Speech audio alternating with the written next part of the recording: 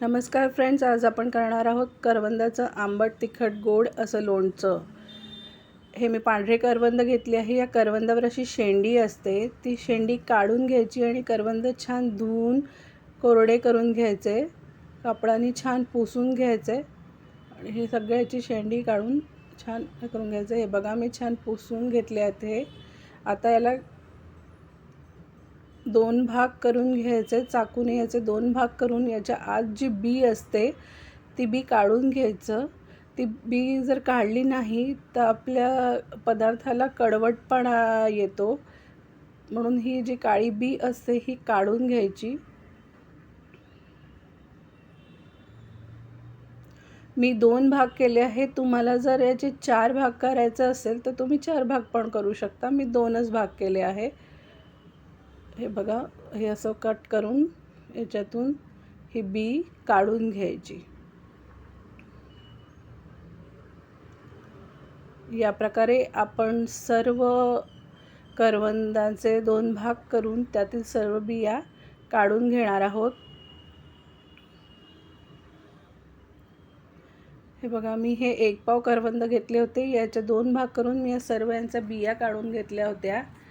यासाठी आपल्याला लागणार आहे अर्धा चमचा मीठ, 1 चमचा तेल, 1 चमचा धनेपूड, अर्धा चमचा जिरं, 1 वाटी साखर आणि हे लाल मिरचीचं तिखट आहे, मिरची पावडर। इथे मी पांढरे करवंद घेतले आहे। हे करवंद खूप आंबट नसतात, त्यामुळे आपण 1च वाटी साखर घेणार आहोत। जर तुम्ही हिरवे करवंद वापरणार असाल तर 2 वाटी साखर घ्यायचे, कारण ते आंबट असतात। इथे मी तेल गरम करायला ठेवले आहे। स्लो फ्लेमवरच करायचं, नाही तर जळू शकतात। तेल तापलं की त्यात जिरं टाकायचं। जिरं छान तडतडलं की आपण त्यात धनेपूड टाकूया।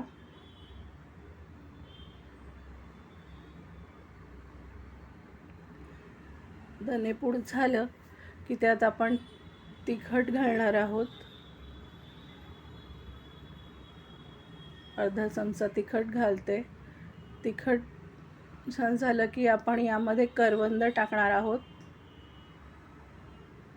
हे छान करवंद त्या तेलामध्ये आणि त्या पूर्ण साहित्यामध्ये छान मिक्स करून घ्यायचे। गॅसची फ्लेम स्लोच ठेवायची, स्लो फ्लेमवरच हे करायचं, नाही तर जळू शकतं। आणि यामध्ये थोडंसं पाणी घालून, म्हणजे अर्धा ग्लास पाणी घालून हे करवंद छान शिजून घ्यायचे। अर्धा ग्लासच पाणी घालायचं, जास्त पाणी घालायचं नाही, अर्धा ग्लासच पाणी घालूया आणि हे छान शिजवून घेऊया। हे मी आता झाकून छान शिजवून घेते।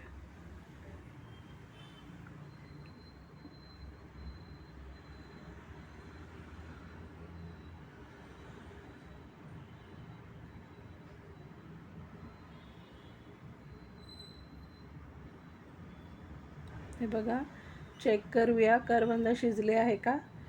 काही करवंद शिजले आहे, काही करवंद शिजले नाही आहे, त्यामुळे पुन्हा एकदा याला आपण थोडीशी 5 मिनटं वाफ काढून घेऊया पुन्हा झाकून।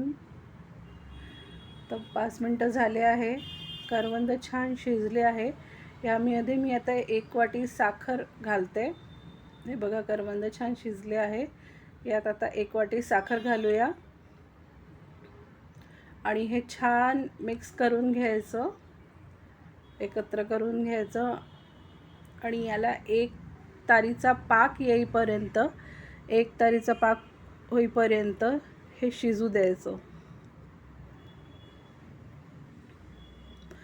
1 तारीचा पाकपर्यंत हे जर शिजवलं आपण तर हा वर्षभर टिकतो, खराब होत नाही।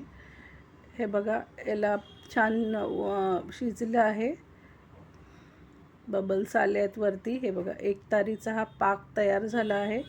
1 तारीच पाक करायचा, जास्त घट्ट आणखी करायचा नाही, कारण थंड झाल्यावर तो आणखी घट्ट येतो। हा 1 तारीचा पाक करून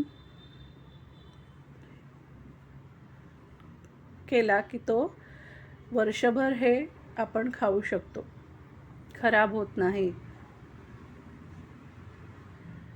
हे किती छान दिसते बघा, आणि चटपटीत खायची जेव्हा इच्छा होते तेव्हा आपण हे खाऊ शकतो. हा करवंद हे सीझनलच असतात, त्यामुळे सीझन असला की हे करून घ्यायचं आणि वर्षभर याचा आनंद घ्यायचा. रेसिपी आवडली असेल तर लाईक आणि शेअर करा आणि सबस्क्राईब करा चॅनलला. थँक्यू.